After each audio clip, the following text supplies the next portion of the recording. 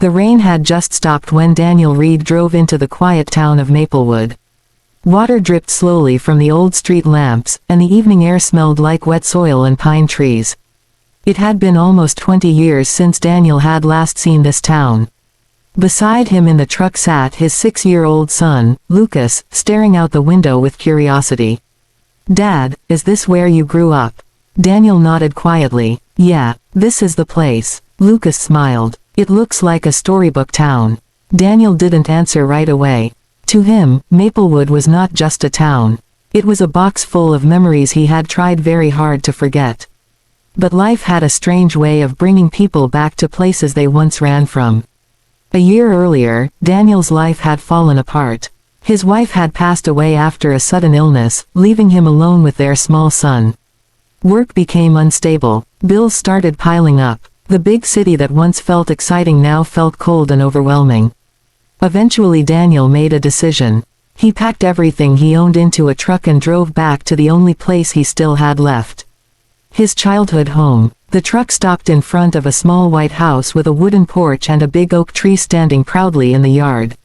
Lucas jumped out excitedly. "Whoa, that tree is huge." Daniel stepped out slowly. The moment he looked at the oak tree, an old memory flashed across his mind.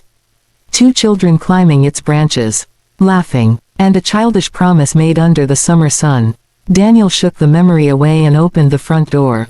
The house smelled dusty but familiar. Lucas ran from room to room. "Dad, my room is going to be this one." Daniel leaned against the doorframe and smiled faintly. Seeing Lucas excited again was worth the move. Later that evening Daniel stepped outside onto the porch. That was when he noticed someone next door. A woman stood in the neighboring yard watering flowers. The porch light illuminated her face as she turned slightly. Daniel felt something strange. Recognition. The woman looked up. Their eyes met. She froze. Then she slowly walked closer to the fence. "Daniel." The sound of his name caught him completely off guard. He stepped closer. "Wait, Emma." The woman smiled softly. Emma Carter. The girl who had lived next door when they were kids. The girl who had spent every summer climbing that oak tree with him. The girl who had once made him promise something he never thought would matter again. Emma looked at Lucas and smiled. "Is this your son?" Daniel nodded. "Yeah, Lucas." Lucas waved shyly. Emma waved back warmly. Then she looked at Daniel again with a playful expression. "You know, you promised to marry me." Daniel blinked. "What?" Emma laughed. "When we were kids. Under that tree." Daniel suddenly remembered. He had been 10 years old. Emma had been 9. He had gotten a cheap plastic ring from a toy machine at the grocery store. They had sat under the oak tree and he had said, half joking, half serious, "When we grow up, I'll marry you." Daniel rubbed his forehead. "I was 10. Emma crossed her arms. "Promises are promises." Lucas looked between them. "Dad, were you going to marry her?" Emma burst out laughing. Daniel turned red. Over the next few weeks Daniel and Emma started seeing each other often.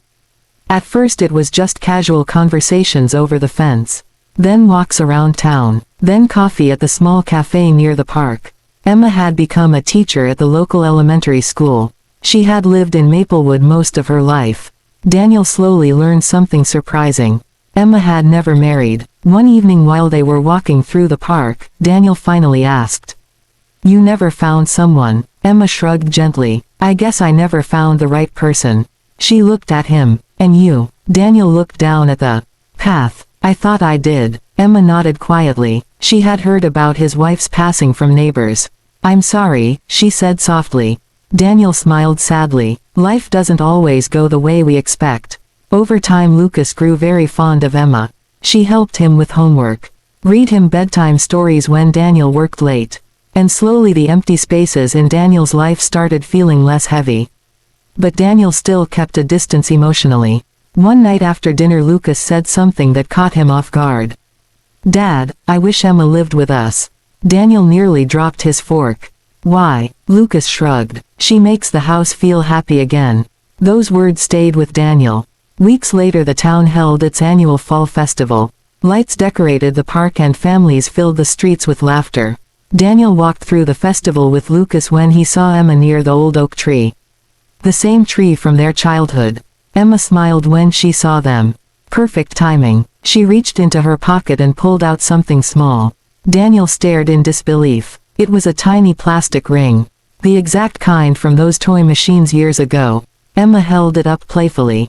You forgot something. Daniel laughed in shock. You kept that. Emma nodded. All these years. Daniel felt a strange mixture of emotions. Nostalgia, embarrassment, warmth. Emma, we were kids.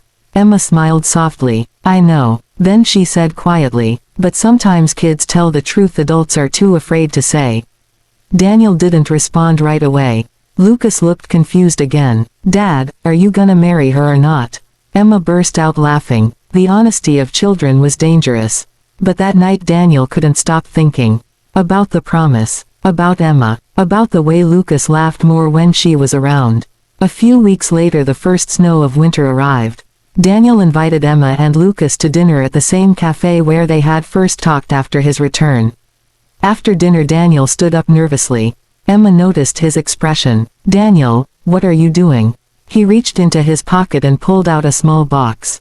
Emma's eyes widened. You're kidding. Daniel laughed nervously. Maybe kids make better promises than adults. He opened the box. Inside was a real ring. Simple. Elegant. Emma covered her mouth in shock. Daniel looked at her gently.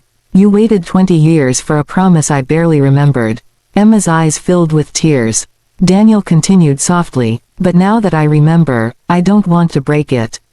Lucas whispered loudly, say yes. Emma laughed through tears. Lucas. Daniel smiled. So, Emma Carter. He took a breath. Will you let me finally keep that childhood promise? For a moment Emma just stared at him. Then she smiled the same warm smile he remembered from childhood. Yes. Lucas jumped with excitement. Yes. People around them in the cafe began clapping. Daniel slipped the ring onto her finger. And for the first time in years, Daniel Reed felt something he thought he had lost forever. Hope. Sometimes the promises we make as children seem silly. Sometimes life takes us far away from them. But sometimes, life circles back in the most unexpected way, and reminds us that the people meant to stay in our story often appear right where the story began.